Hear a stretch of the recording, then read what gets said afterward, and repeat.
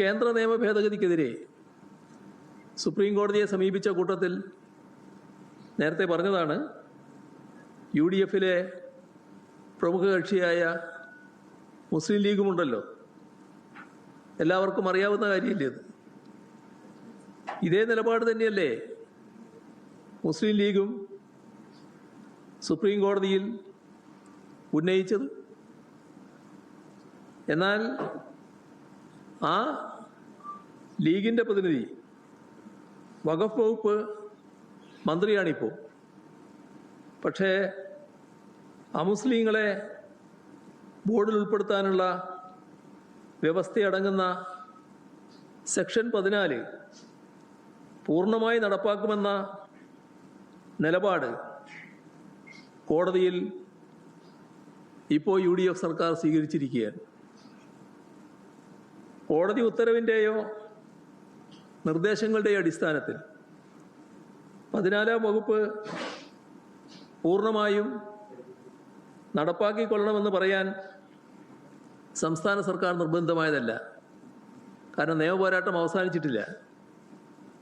നിയമപോരാട്ടം അവസാനിച്ച് സുപ്രീം കോടതിയും നിലപാടെടുത്ത് മറ്റൊരു വഴിയുമില്ല എന്ന സാഹചര്യം വന്നപ്പോഴല്ല, അങ്ങനെ നിർബന്ധിതമായ ഒരു സാഹചര്യവും ഇപ്പോൾ ഉയർന്നു വന്നിട്ടില്ല. സ്വമേധയാ അഡ്വക്കേറ്റ് ജനറലിനെ തന്നെ കോടതിയിൽ ഹാജരാകാൻ നിയോഗിച്ച് അങ്ങോട്ട് കയറി സമ്മതിക്കുകയാണ്. ഏതെങ്കിലും നിർബന്ധമായ സാഹചര്യമല്ല, ഞങ്ങളിത് ചെയ്തു കൊള്ളാം എന്ന് അങ്ങോട്ട് കയറി സമ്മതിക്കുകയാണ്. അതനുസരിച്ചുള്ള സ്റ്റേറ്റ്മെൻ്റാണ് കോടതിയിൽ സമർപ്പിച്ചത്. സ്വമേധയാ വരുത്തിയ ഈ നയമാറ്റം സംഘപരിവാർ അജണ്ടയ്ക്ക് അനുകൂലമായ വ്യക്തമായ ചുവടുമാറ്റമാണ്. ഇതിന് മറുപടി പറയാണ് വേണ്ടത്. ആ മറുപടി പറയാതെ അത് ചൂണ്ടിക്കാണിക്കുന്നവരെ വർഗീയത പ്രചരിപ്പിക്കുന്നവരായി ചാപ്പകുത്തുന്നതാണോ ശരി? അമുസ്ലിങ്ങളെ വഖഫ് ബോർഡിൽ ഉൾപ്പെടുത്തുന്നതിനെതിരെ എതിരായ നിലപാടാണ് നിയമസഭയിലായാലും സുപ്രീം കോടതിയിലായാലും LDF സ്വീകരിച്ചത്. അന്ന് UDF അതിനോട് യോജിച്ചു. എന്നാൽ അമുസ്ലിങ്ങളെ നിയമിക്കണം എന്നാവശ്യപ്പെട്ടുകൊണ്ട് ഹൈക്കോടതിയിൽ കേസ് വന്നപ്പോൾ UDF സർക്കാരാണ് നിലപാട് മാറ്റിയത്. ഇത് സംബന്ധിച്ച് സർക്കാർ 2026 ജൂലൈ 14 ഹൈക്കോടതിയിൽ സമർപ്പിച്ച സ്റ്റേറ്റ്മെൻറ്റ്, അതുമായി ബന്ധപ്പെട്ട വിശദാംശങ്ങൾ നേരത്തെ സംസാരിച്ചതാണ്. അതിൽ തർക്കവിഷയമായ മുസ്ലിം ഇതര അംഗങ്ങളുടെ നിയമനമടക്കം നിഷ്കർഷിക്കുന്ന 14-ാം വകുപ്പ് പൂർണ്ണമായി നടപ്പാക്കും എന്നാണ് കോടതിയിൽ UDF സർക്കാർ പറഞ്ഞിരിക്കുന്നത്. അതിനെയാണ് സംഘപരിവാർ അജണ്ടയ്ക്ക് കീഴടങ്ങുന്ന നിലപാട് എന്ന് ഞാൻ വിശേഷിപ്പിച്ചത്.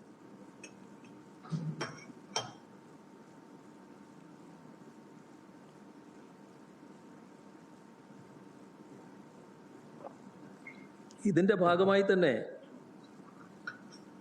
മുഖ്യമന്ത്രി പറഞ്ഞ രണ്ടാമത്തെ വസ്തുതാവിരുദ്ധമായ കാര്യം, സുപ്രീം കോടതിയിൽ വഖഫ് ഭേദഗതി നിയമത്തിനെതിരെ LDF സർക്കാരും മുസ്ലിം ലീഗും എല്ലാം ഉണ്ട്, അവരെല്ലാം ഉൾപ്പെടെയുള്ള മറ്റ് കക്ഷികൾ, ഇവരെല്ലാം നൽകിയ ഹർജി തള്ളി എന്നാണ് മുഖ്യമന്ത്രി അന്ന് പ്രസ്താവിച്ചത്. ഇത് വസ്തുതക്ക് നിരക്കാത്ത കാര്യമാണ്. ആ കേസ് സുപ്രീം കോടതിയിൽ തുടരുകയാണ് എന്നതാണ് വാസ്തവം. അതോടൊപ്പം തന്നെ വസ്തുതാവിരുദ്ധമായി മൂന്നാമതൊരു കാര്യം മുഖ്യമന്ത്രി അതേ പത്രസമ്മേളനത്തിൽ പറയുകയുണ്ടായി. അത് പുതിയ വഖഫ് നിയമം വന്നു. ആ നിയമത്തിനനുസൃതമായി ആദ്യമായി വഖഫ് ബോർഡ് പുനഃസംഘടിപ്പിച്ചത് കേരളമാണ് എന്ന ആക്ഷേപമാണ് മുഖ്യമന്ത്രി അന്ന് ഉന്നയിച്ചത്. ഇവിടെ എല്ലാവർക്കും കാര്യങ്ങൾ അറിയാലോ. പുതിയ നിയമം പ്രാബല്യത്തിൽ വരുന്ന സമയത്ത് നിലവിൽ പ്രവർത്തിച്ചു വരുന്ന വഖഫ് ബോർഡുകൾക്ക് കാലാവധി പൂർത്തീകരിക്കും വരെ തുടരാമെന്നാണ് പറയുന്നത്. എന്നാൽ കാലാവധി കഴിഞ്ഞാൽ പുനഃസംഘടിപ്പിക്കണം. കാലാവധി കഴിഞ്ഞ ശേഷം വഖഫ് ബോർഡുകൾക്ക് പഴയതുപോലെ പ്രവർത്തിക്കുന്നതിന് നിയമപരമായ അധികാരമുണ്ടാകില്ല.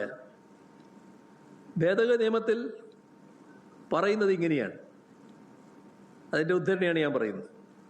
Provided also that the elected members of board holding office on the commencement of the Waqf Amendment Act 2025 shall continue to hold office as such until the expiry of their term of office. കേരളത്തിൽ 2019 ശേഷം ഭേദഗതിക്ക് മുൻപുള്ള നിയമപ്രകാരം രൂപീകരിച്ച വഖഫ് board അതിൻ്റെ 5 വർഷ കാലാവധി പൂർത്തീകരിച്ചു. അതിനുശേഷമാണ് 2026 ഫെബ്രുവരി മാസത്തിൽ വഖഫ് ബോർഡ് പുനഃസംഘടിപ്പിക്കാൻ നിർബന്ധിതമായത്. പുനഃസംഘടിപ്പിക്കാതിരിക്കാൻ പറ്റില്ല, അതാണ് വസ്തുത. കേരളത്തിന് മുൻപ് ഭേദഗതി നിയമം അനുസരിച്ച് വഖഫ് ബോർഡ് കേരളമാണ് ആദ്യം ചെയ്തതെന്നാണല്ലോ പറയുന്നത്.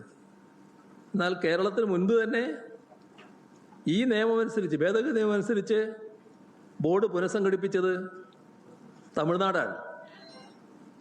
2025 നവംബർ 28 അവിടെ മുസ്ലിം ലീഗ് നേതാവ് നവാസ് ഖനി MP ആണ് തമിഴ്നാട്ടിലെ വഖഫ് ബോർഡ് ചെയർമാൻ. അവിടെയും സെക്ഷൻ 14 പ്രകാരമുള്ള അമുസ്ലിം അംഗങ്ങളെ ഒഴിവാക്കിയാണ് ബോർഡ് പുനഃസംഘടിപ്പിച്ചത്. അത് ശരിയായ നിലപാടായിരുന്നു. ആ ശരിയായ നിലപാട് തന്നെയാണ് കേരളത്തിൽ LDF സർക്കാരും സ്വീകരിച്ചത്. ഇത്തരം പ്രാഥമികമായ കാര്യങ്ങളെങ്കിലും പരിശോധിച്ചു വേണ്ടേ മുഖ്യമന്ത്രിയെ പോലെ ഒരാൾ പത്രസമ്മേളനത്തിൽ സംസാരിക്കുന്നത്? ചുരുങ്ങിയ പക്ഷം ഘടകകക്ഷിയായ മുസ്ലിം ലീഗിനോടെങ്കിലും അന്വേഷിച്ച് വ്യക്തത വരുത്താമായിരുന്നില്ലേ? കാരണം അവരുടെ MP ആണല്ലോ തമിഴ്നാട്ടിൽ ചെയർമാനായിട്ടിരിക്കുന്നത്. ഇക്കാര്യം മറച്ചുവെച്ച് കേരളം LDF കാലത്ത് എന്തോ വ്യഗ്രത കാട്ടി എന്ന ധ്വനിയോടെ മുഖ്യമന്ത്രി സംസാരിക്കുന്നത് മുഖ്യമന്ത്രിക്ക് ചേർന്നതാണോ? തമിഴ്നാട്ടിൽ ശ്രദ്ധിക്കേണ്ട ഒരു കാര്യമുണ്ട് കേട്ടോ. അന്നത്തെ സ്റ്റാലിൻ നേതൃത്വം കൊടുത്ത ഗവൺമെൻറ് അല്ലല്ലോ ഇപ്പോൾ ഉള്ളത്, വിജയ് നേതൃത്വം കൊടുക്കുന്ന സർക്കാരാണല്ലോ. പക്ഷേ DMK സർക്കാർ മാറി വിജയ് മുഖ്യമന്ത്രിയായ ശേഷം മുൻ സർക്കാർ കാലത്തെ വഖഫ് നിയമനത്തിൽ ഇടപെടേണ്ടതില്ല എന്ന നിലപാടാണ് പുതിയ സർക്കാർ സ്വീകരിച്ചത്. കേരളത്തിൽ ഭരണമാറ്റം വന്നു, LDF മാറി UDF വന്നു. UDF അധികാരത്തിൽ വന്നപ്പോൾ മുസ്ലിം ഇതര അംഗങ്ങളെ ബോർഡിൽ തിരികെ കയറ്റാനുള്ള ഗൂഢനീക്കങ്ങൾ അത് തമിഴ്നാട്ടിൽ വിജയ് സർക്കാരിൻ്റെ ഭാഗത്തുനിന്നുണ്ടായില്ല. കേരളത്തിലെ UDF സർക്കാർ ഈ വിഷയത്തിലുള്ള നിലപാടിൻ്റെ ഭാഗമായി എന്താണ് സംഭവിക്കാൻ പോകുന്നത്? നമ്മുടെ സംസ്ഥാനം സുപ്രീം കോടതിയിൽ നിയമപരമായ പോരാട്ടം നടത്തുകയാണ്. ആ നിയമപരമായ പ്രതിരോധത്തെ തന്നെ തകർക്കുന്നതിനാണ് ഈ നിലപാട് സഹായിക്കുക. അപ്പോൾ അത് നാം ഗൗരവമായി കാണേണ്ടതായിട്ടുണ്ട്. ഇവിടെ നാലാമതൊരു കാര്യം മുഖ്യമന്ത്രി അന്ന് പറഞ്ഞത്, അമുസ്ലിം അംഗങ്ങളെ നിയമിക്കാൻ സന്നദ്ധമാണ് എന്ന് വഖഫ് ബോർഡ് സുപ്രീം കോടതിയിൽ പറഞ്ഞു എന്നാണ്.